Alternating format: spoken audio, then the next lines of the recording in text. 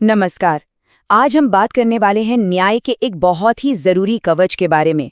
एक ऐसा कवच जिसे सुप्रीम कोर्ट ने हाल ही में कह सकते हैं और भी मजबूत बना दिया है। और ये फैसला देखिए सिर्फ वकीलों के लिए नहीं है, ये हर एक नागरिक के लिए एक बहुत बड़ी जीत है।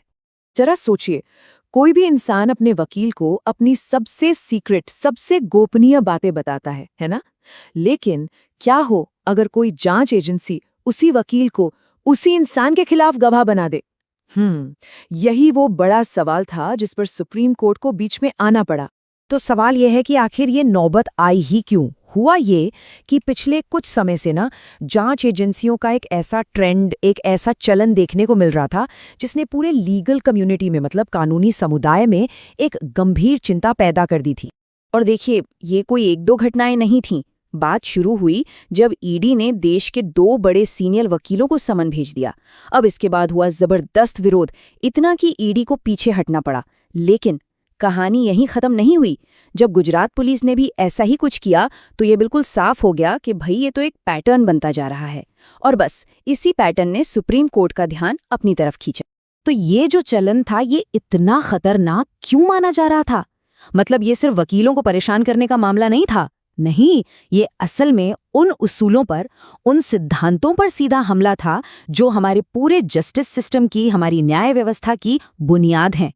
इस पूरे मामले के दिल में, इसके केंद्र में एक बहुत ही जरूरी चीज है जिसे कहते हैं लॉयर क्लाइंट प्रिविलेज या वकील मुवक्किल विशेषाधिकार। अब ये है क्या? ये एक तरह का कानूनी कवच है जो ये कहता है कि कोई भी क्लाइंट अपने वकील को जो भी बताएगा वो हमेशा हमेशा के लिए एक राज रहेगा, उसे कोई जाहिर नहीं कर सकता। तो इस एक सिद्धांत से कितना बड़ा फर्क पड़ता है वो यहाँ बिल्कुल साफ दिखता है। सोचिए, एक तरफ तो है भरोसे और एक फेयर डिफेंस, मतलब निष्पक्ष बचाव का माहौल, और दूसरी तरफ है डर का माहौल। एक ऐसी सिचुएशन जहां कोई भी इंसान अपने वकील से खुलकर बात ही नहीं कर पाएगा। अब ऐसे में कोई अपना बचाव करेगा कैसे? ये बहुत बड़ा सवाल।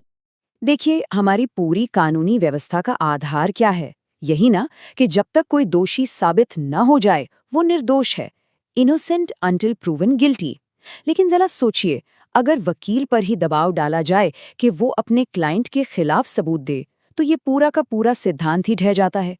क्या ऐसे माहौल में किसी को भी एक निष्पक्ष सुनवाई, एक फेयर ट्रायल मिल सकता है? बिल्कुल नहीं। तो बस इसी बढ़ते खतरे को देखते हुए सुप्रीम कोर्ट ने दखल दिया। उन्होंने खुद इस मामले का संज्ञान लिया, जिसे सुओ मोटो कॉग्निजेंस कहते हैं।